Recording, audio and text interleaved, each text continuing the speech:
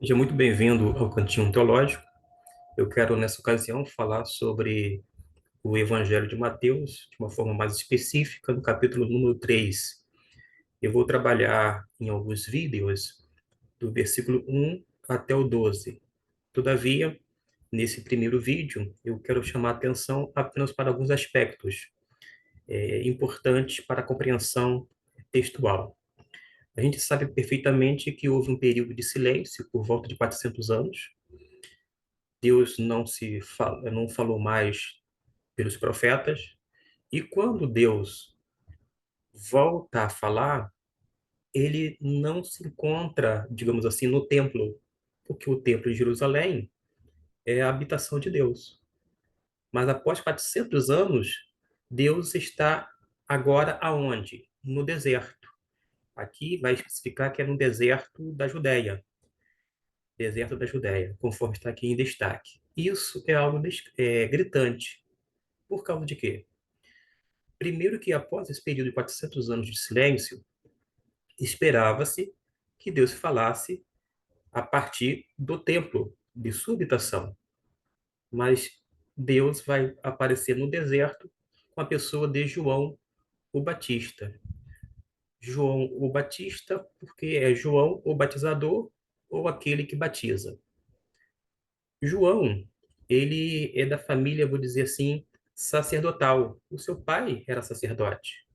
Ele faz parte dessa linhagem sacerdotal.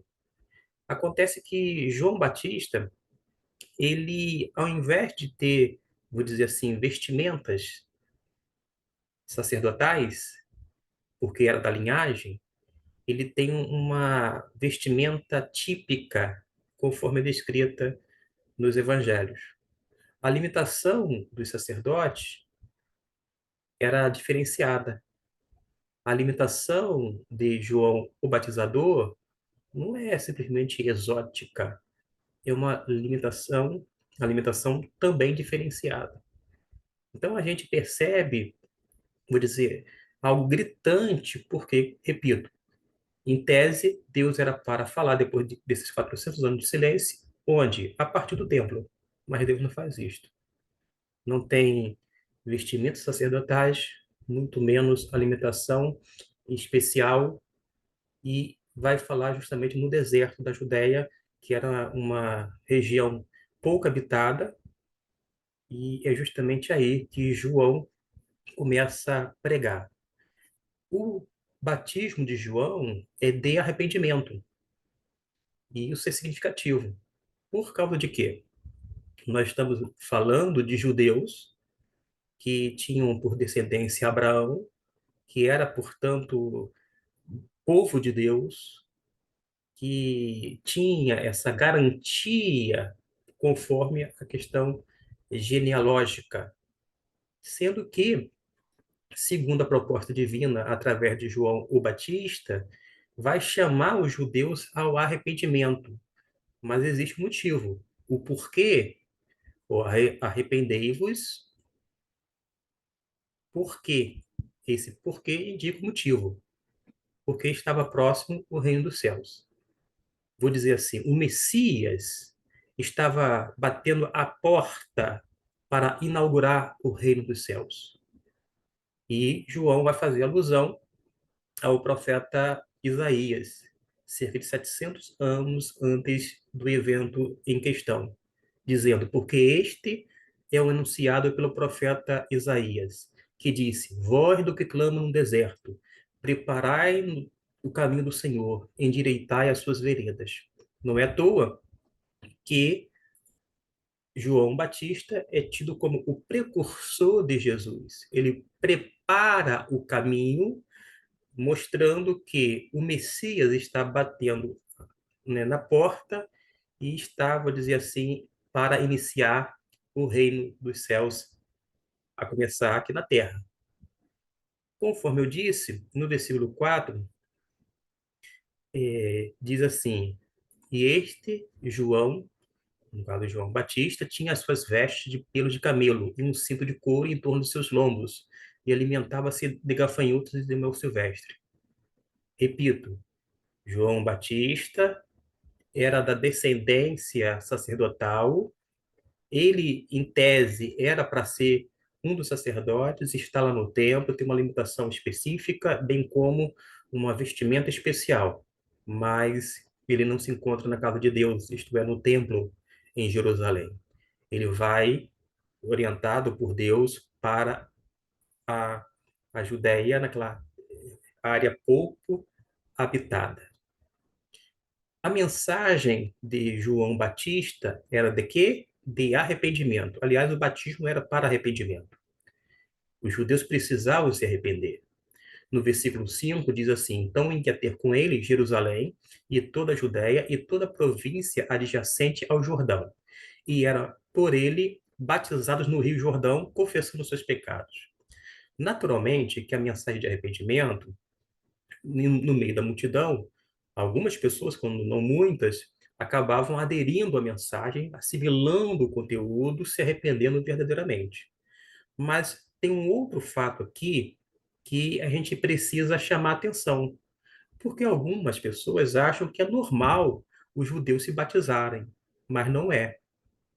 Desde aquela época, o batismo nunca era para os judeus, e sim para os chamados prosélitos, isto é, pessoas que eram gentias, que passavam, através do rito batismal, a fazer parte do judaísmo. O prosélito é isto: é alguém que submete-se às águas batismais, porque o batismo dentro do judaísmo é, em primeiro lugar, um ritual de iniciação, mas, em segundo lugar, é um ritual de purificação. Os gentios, porque eram considerados pagãos, impuros cerimonialmente, inclusive, eles precisavam de purificação. Então, o batismo dentro do judaísmo era somente para os gentios, para que eles se tornassem o quê? Prosélitos. Uma vez prosélitos, eles pertenciam a essa religião e fazia parte do povo de Deus. Afinal de contas, pelo rito batismal, eles teriam sido purificados cerimonialmente falando. Então, quando João o Batista vem pregando o arrependimento, essa mensagem, claro que é necessária, é importante. Agora, chama a atenção, repito uma vez mais, para o fato de que realmente teve um grande burburinho naquela região, porque da onde já se viu chamar pessoas da linhagem, vou dizer, da descendência de Abraão ao arrependimento, chamar pessoas que fazem parte da aliança é, do Antigo Testamento para se batizar. Porque, repito, o batismo era um ritual iniciatório e também um ritual de purificação. Isso é um outro aspecto gritante. O primeiro aspecto, vou recapitular, é o fato de Deus, depois de 400 anos, aparecer não no templo, e sim no deserto, na pessoa de João Batista, e por sua vez, João Batista tem uma alimentação bem diferenciada daquela sacerdotal, bem como as vestimentas que eram também diferentes daquela sacerdotal da época, ou seja, daquele período vigente. E o outro fato gritante é chamar os judeus ao arrependimento. Mas, pela direção de Deus, o Espírito Santo de Deus estava conduzindo tudo. Diz o texto que várias pessoas vinham de diversos lugares. Jerusalém, que era a capital, de toda a Judéia, que era essa província mais embaixo, e de toda a província adjacente ao Jordão, e no meio de uma multidão tinham pessoas que iam, de fato, confessando seus pecados. Eles confessavam seus pecados e aceitavam perfeitamente o batismo de João. No versículo 7, a gente já vai ter uma informação que também é importante, que a gente não pode deixar de lado. Diz assim: E vendo ele, muito dos fariseus, isto é, vendo quem? Ele quem? João Batista. João Batista vendo que muito dos fariseus e dos saduceus que vinham ao seu batismo, que era de arrependimento, que não estava querendo, na verdade, se arrepender nada, estavam ali, vou dizer assim, mais para serem fiscais da lei, nesse circuito religioso, do que outra coisa. Aí, João Batista, sabendo, vou dizer assim, a, a, como é que se o que se passava no meio dos fariseus e dos saduceus, que eram religiosos, dois grupos importantes da época, aí dizia-lhes de uma forma muito direta e aparentemente bastante dura, pelo menos é contundente, é firme. Raça de víboras, quem vos ensinou a fugir da ira futura? Produzi, pois, frutos dignos de arrependimento, porque o batismo e a mensagem de João era de arrependimento. Arrependei-vos porque está próximo o reino dos céus.